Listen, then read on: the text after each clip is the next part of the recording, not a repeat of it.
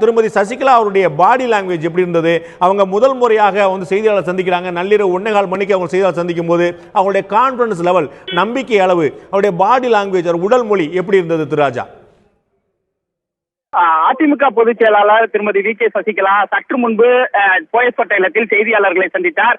முதலமைச்சர் ஓ பன்னீர்செல்வத்தினுடைய அந்த பேட்டி ஒளிபரப்பான பிறகு அனைத்து சட்டமன்ற உறுப்பினர்கள், அமைச்சர்கள், நாடாளுமன்ற உறுப்பினர்கள், கட்சியினுடைய மூத்த நிர்வாகிகள் அனைவரும் போயஸ் இல்லத்திற்கு வந்துவிட்டனர். அதன் பிறகு ஒரு ஆலோசனை கூட்டம் நடைபெற்றது. அந்த ஆலோசனை கூட்டத்தில் எடுக்கப்பட்ட முதல் முடிவு, அதிமுகவினுடைய பொருளாளராக இருக்கக்கூடிய முதலமைச்சர் ஓ பன்னீர்செல்வத்தை அந்த பதவியில் இருந்து அவர்கள் விடுவித்தனர். விடுவித்துவிட்டு தற்போது வனத்துறை அமைச்சராக உள்ள திண்டுக்கல் சீனிவாசன் பொருளாளராக தற்போது தேர்ந்தெடுக்கப்பட்டுள்ளார். அதன் பிறகு நாளை, அதாவது இன்று காலை 10 மணிக்கு அஇஅதிமுக தலைமை அலுவலகத்தில் சட்டமன்ற உறுப்பினர்களுடைய கூட்டம் நடைபெறுகிறது.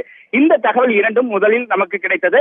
அதன் பிறகு அஇஅதிமுகவுடைய பொதுச் செயலாளர் திருமதி வி கே சசிகலா செய்தியாளர்களை சந்தித்தார்.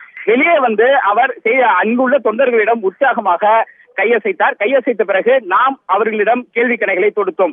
அதாவது தற்போது ஏற்பட்டுள்ள இந்த முடிவுக்கு பின்புலம் திமுக இருப்பதாக அவர் குறிப்பிட்டார். அதன் பிறகு நாளை காலை இன்று காலை 10 மணிக்கு எம்எல்ஏக்கள் கூட்டம் நடைபெறும்.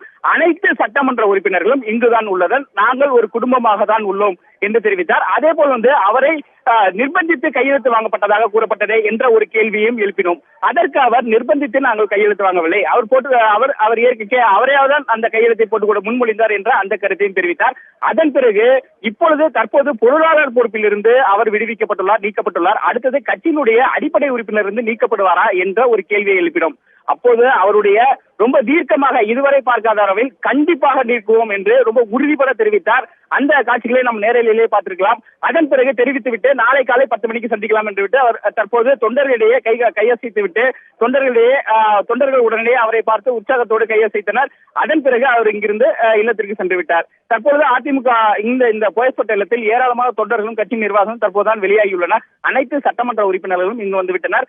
அதே போல வந்து அமைச்சர்கள் முழுவதும் அனைத்து அமைச்சர்களும் இந்த போயஸ் இல்லத்திற்கு வந்துவிட்டனர். கட்சியினுடைய மூத்த நிர்வாகிகள், நாடாளுமன்ற உறுப்பினர்களும் இங்குதான் இருக்கின்றனர். நாளை இதே மாதிரி அதற்கு முன்பாக அமைச்சர் சி வி சண்முகத்திடம் நாம் கேள்வி எழுப்பினோம். நாளை எது போன்ற இன்று 10 மணிக்கு நடக்கக்கூடிய கூட்டத்தில் எது போன்ற முடிவுகள் எடுக்கப்படும் என்று கேள்வி எழுப்பினோம்.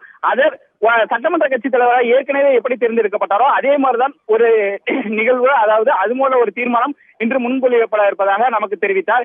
அதேபோல் இன்றைய கூட்டத்தில் இன்று நடக்கக்கூடிய 10 மணிக்கு காலை 10 மணிக்கு நடக்கக்கூடிய சட்டமன்ற உறுப்பினர்கள் கூட்டத்தில் மீண்டும் அவர் அதாவது முதலமைச்சராக இருப்பதாக தகவல்கள் தெரிவிக்கின்றன. அதே போல வந்து வேறு எது போன்ற நடவடிக்கைகள் எடுக்கலாம், இப்போது ஏற்பட்டிருக்கக்கூடிய இந்த அசாதாரண சூழலை எப்படி எதிர்கொள்ளலாம், முதலமைச்சருடைய இந்த புகாருக்கெல்லாம் விளக்கம் நாளை மீண்டும் கிடைக்கும் என்று நாம் எதிர்பார்க்கலாம். ஆனால் அவர் இறுதியாக சொன்னது கண்டிப்பாக அடிப்படை உறுப்பினர் பொறுப்பில் இருந்து ஓ பன்னீர்செல்வத்தை நீக்குவோம் என்று உறுதிபட தெரிவித்து விட்டு சென்றார்.